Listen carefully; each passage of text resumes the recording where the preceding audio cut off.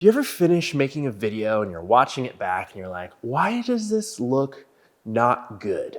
Well, I'm gonna tell you why your videos suck and how to fix them.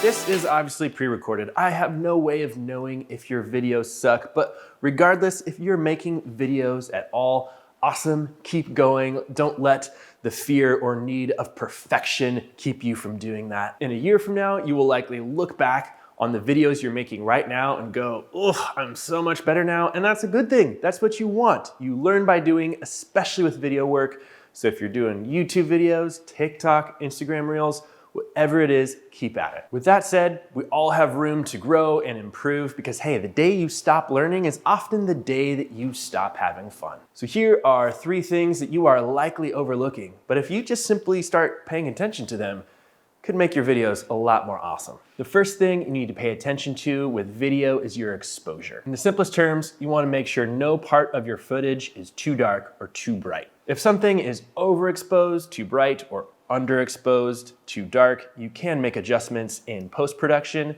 similar to how you would edit a photo, but there are limits. When I'm shooting video, I usually aim to underexpose by at least 1 stop. You can do this by keeping an eye on your light meter, which is usually on the bottom of your LCD screen. If the arrow is on 0, that means your image is perfectly exposed. If it's on +1 or +2, it's way too bright. Again, I aim for 1 stop underexposed, so you want that arrow on -1. My own personal reasoning for this is that when something is underexposed, you have a bit more leeway in post-production, but when an image is overexposed or blown out, oftentimes that data is just lost. Having a good and consistent exposure can be challenging based on a number of factors. For example, right now I'm shooting indoors and I do have a consistent LED video light, shining light on my face, but one variable is this window behind me. So depending on where the sun is and how many clouds are out there, my exposure will likely change. Most modern cameras these days have an exposure assist function, often called zebra lines, where if you enable this function,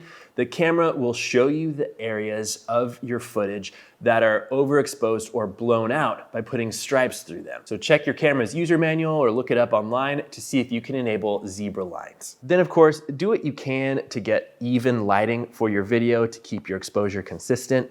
You obviously have much more control when you're shooting indoors than you could use like an LED light. When you're outdoors, consider getting an ND or VND filter. This is essentially like sunglasses for your camera lens. Next, you always want to be aware of what resolution you are shooting your video in. Generally, you just want to set your camera to the highest resolution it gives you. For most modern cameras, that's 4K. Now we're seeing 6K. I would not go any lower than 1080 HD. There are some other similar things to consider, like shooting in different codecs or log or ProRes, but we aren't going to get into all that stuff today. It's probably a tutorial of its own. To keep it simple, if your camera allows you to shoot in 4K, then shoot in 4K. But you also need to consider you may need to get some bigger, faster memory cards, and you're likely going to need more storage space, so you're also going to have to get some external hard drives to store the footage. Simply because 4K footage is a lot more data than 1080 HD. So if buying bigger, faster memory cards and hard drives isn't an option for you right now, that's okay. Maybe just set your camera to 1080 instead. Now, being aware of and making intentional choices around what resolution you shoot in is important because it does depend on the final use case of your video. Largely thanks to TikTok and Instagram Reels, a lot of us are shooting a lot more video content just for social media these days. At least I am. All of that video is a lot of data to process and store. So if I'm shooting something just for social media, maybe I don't have to do that at the highest resolution. However, a lot of my videos now, I like to use keyframes to zoom in and zoom out just to make videos a little more engaging. In this scenario, it's best to shoot in 4K, then edit and export in 1080 HD. Because with 4K, I have twice as much resolution, allowing me to zoom way in, and my video is not gonna look pixelated or fuzzy. So basically, if you can shoot at the highest resolution possible, your footage is just gonna be a lot more versatile. The downside is it's just a lot more data to process and store. The third thing you need to pay attention to will also impact those first 2 things of exposure and resolution. and that is what frame rate you are using.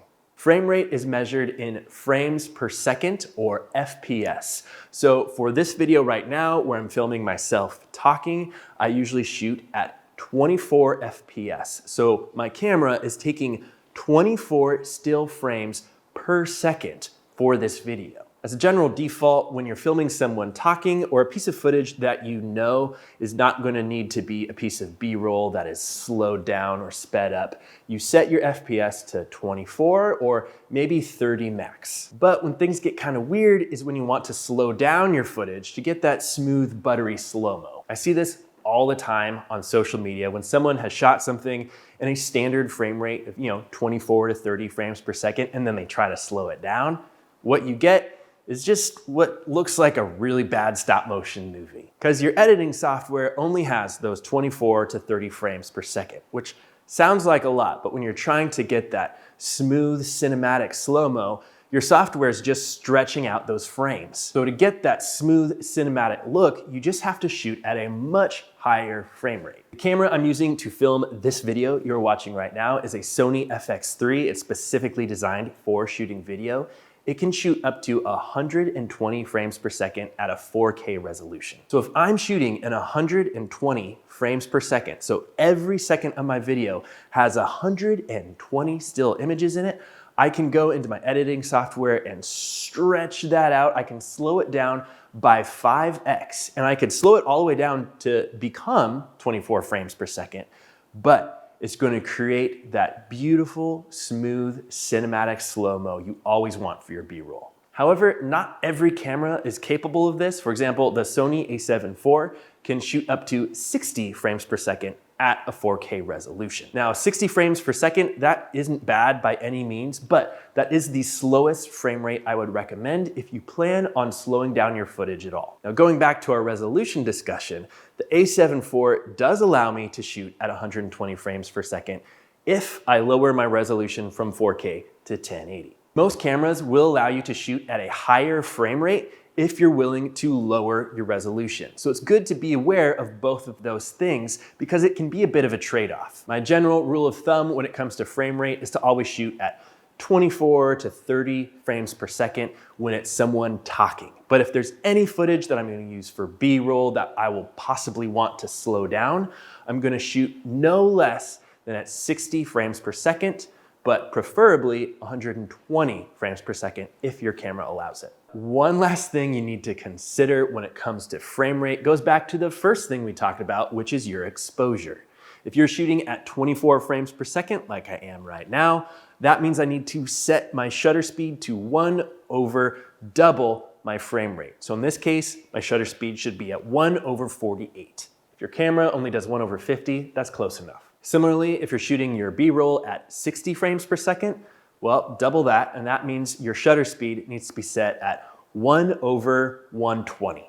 Now, if your camera allows you to shoot at 120 frames per second, that means your shutter speed should be at 1 over 240. Now, this can get a little tricky with balancing your exposure depending on where you're shooting. The majority of my cocktail videos are shot indoors at 100 frames per second, so I can get that nice slow-mo in there. But because I'm shooting at such a high frame rate to get that slow-mo, my shutter speed also has to be really high, which is in turn restricting the light that can get to my camera sensor. But considering the type of work I do, I've just had to invest in more video lights so I can compensate for that high FPS and high shutter speed. So exposure, resolution, and frame rate, each of those three things will have a different impact on how professional or unprofessional your video will look. However, they also interact with each other and can be a bit of a trade-off. Sometimes you might need to sacrifice some resolution in order to get a faster frame rate. Oftentimes, what you're shooting and how the footage is going to be used